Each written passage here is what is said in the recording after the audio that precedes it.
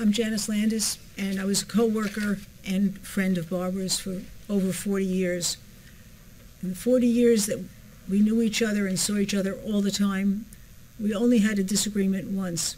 And if you know me and you know Barbara, you know that was entirely to Barbara's credit and not mine.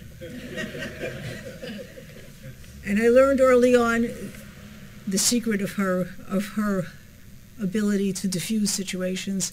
The one and only time I did have a disagreement with her was at work, and I went down to her office in my usual state of high dudgeon. I'm very rarely in a low dudgeon. And I was ready to argue with her about it, and she just kind of went like that for a second and took the pen she was writing with and capped it, and then selected 7 or 8 other pens on her desk that needed capping and carefully capped each one of them, giving me a chance to kind of, I guess she hoped, cool down a little bit, and then looked up at me and said, "Oh, bespectacled one, speak your words of wisdom to me."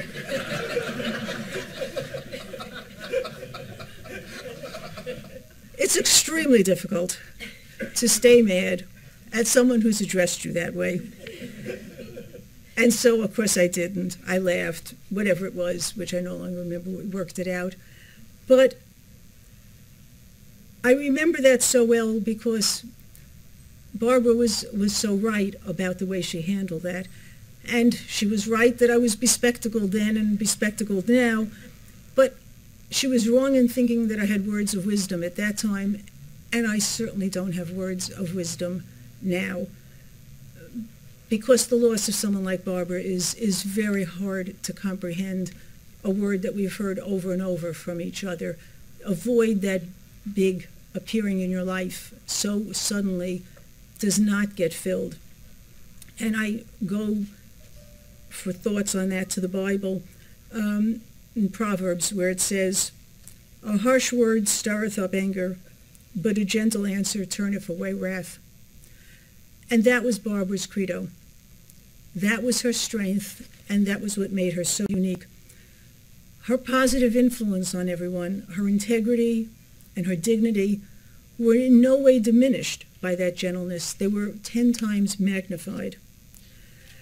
And sometimes I think that Barbara was drawn to ocean liners because I think there were attributes about her that were so similar in their quality, in the seeming tranquility, in the seeming calm, that was matched with a tremendous power, a tremendous strength, a tremendous sense of direction of where she was going.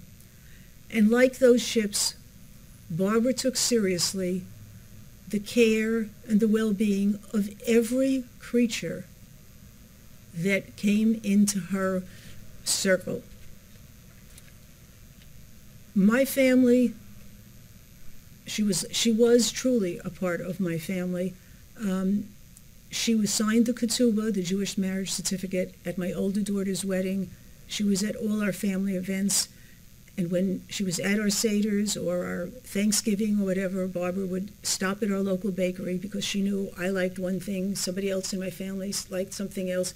She would come bearing boxes of pastries and desserts. And finally, last time she came, she told me that the bakery had rationed her because the good stuff was going too fast and they didn't have anything for anyone else. And on a more serious note, when the 9/11 attacks occurred, one of the employees in Barbara's division was grievously injured, ultimately died of his injuries, and Barbara stepped forward, not knowing this family. They were out of town. He happened to be in town that day. She took that family under her wing. She provided so much logistical and emotional support for that family to make sure that everything possible was done for them during that difficult time, and I know that meant the world to them. Barbara was no less attentive to small creatures and helpless creatures, and her 2 feral cats were such an amazing example of that. These cats trusted no one, but were very fortunate that they came into Barbara's care, because she spent years years patiently socializing those cats, inch by inch, literally drawing them nearer and nearer to her, and never making the move of going over to them and kind of pushing them to something that they weren't comfortable. And I used to just watch in awe, because I used to say, Barbara, I would write these cats a memo and tell them what my expectations. That's all I learned at work. But Barbara was a training and a development specialist and professional and manager, and she knew how to nurture people. And she did that so amazingly well.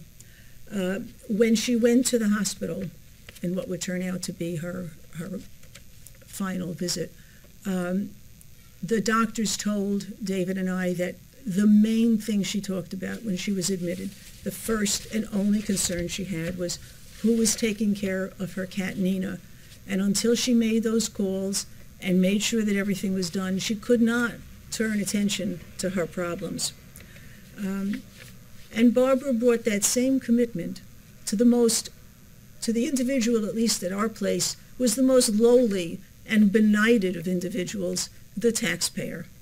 And she knew their trepidation, she knew their anxiety. She had a great plan for the walk-in area in which she wanted to run clips of various TV shows with humorous encounters, like when The Odd Couple, when Felix gets audited, and he thinks he's going to be audited, and he's congratulated for having the neatest tax return in the history of the IRS. And she felt that this kind of thing would just so put people at ease and realize that there was a human side to the agency. Of course, she was, as always, ahead of her time, and I guess the powers that be thought that people would enjoy it so much they'd beg to be audited. I don't know. I don't know what their thinking was, but Barbara, like the ocean liners, had her own built-in stabilizers, and she never got deflected from the course she was on and her commitment. Even though sometimes people did not understand it, sometimes at work people took disagreement and did not see the value of her ideas, but she never let it diminish her belief and her faith in humanity. She was such a legend at the IRS that anywhere I went, if I mentioned Barbara Schindel, everybody would say they knew Barbara Schindel, they had lunch with Barbara Schindel, they'd been offered Barbara Schindel's apartment to stay in next time they were in New York. I was talking to a Fresno, California employee once, and I mentioned something about Barbara Schindel, and he said words I'd never heard before. He said, I don't know Barbara Schindel, I never heard of him. I immediately asked for his credentials because I knew he had just somehow snuck in there. And again, like any liner you would be on, Barbara had entertainment going that suited everybody at all times. Her humor, of course, was legendary, but so was her ability to inform and to explore things and to bring you in on things you knew nothing about. Anytime I asked Barbara something, I wanted to learn how to crochet, she would say, oh, well, I know how to do that. If you asked a question about the 2nd Avenue subway, Barbara knew all about how that was being constructed and what the next step was going to be and what the difficult part was going to be. How to do your taxes, how to play a viola da gamba. Who knew that Barbara played a viola da gamba? She had so many skills that most of us only knew facets of her, and you really couldn't even know the entire range of skills that she had. And of course, she also, like any great cruise ship, had certain oddities about her that she had to get used to, certain new vocabulary.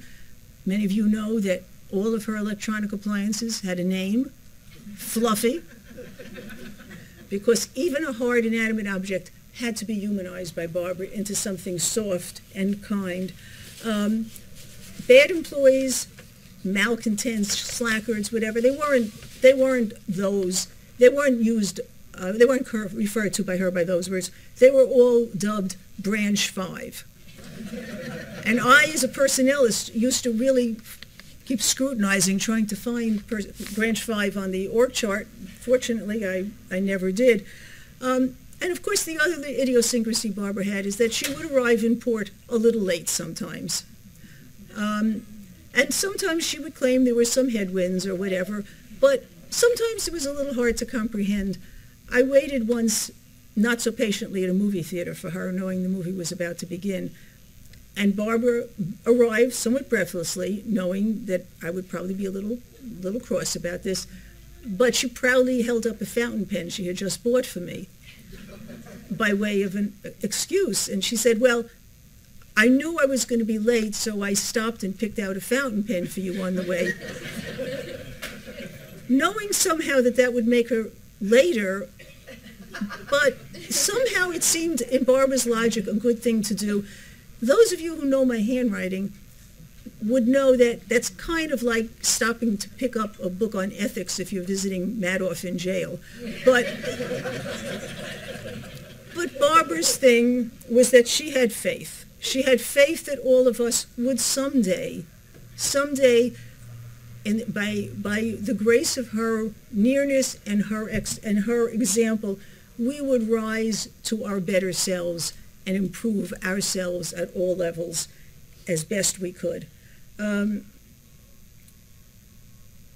will never be somebody like her again, and I know at Passover this week, when normally Barbara would be at my table sharing that with my family and my friends, it will maybe be the first moment that this really hits me hard, that a usual situation has become unusual. But I know that Barbara has come into a port somewhere in parts that we don't know of, that has welcomed her there and has given her a safe harbor, and that she's probably uncapping her fountain pens and writing up a list of activities for that port. I'll close, as I began, with the words from Proverbs, because I think it says so much about her. She extends her hands to the poor and reaches out her hand to the needy. Strength and honor are her clothing. She opens her mouth in wisdom, and the lesson of kindness is on her tongue.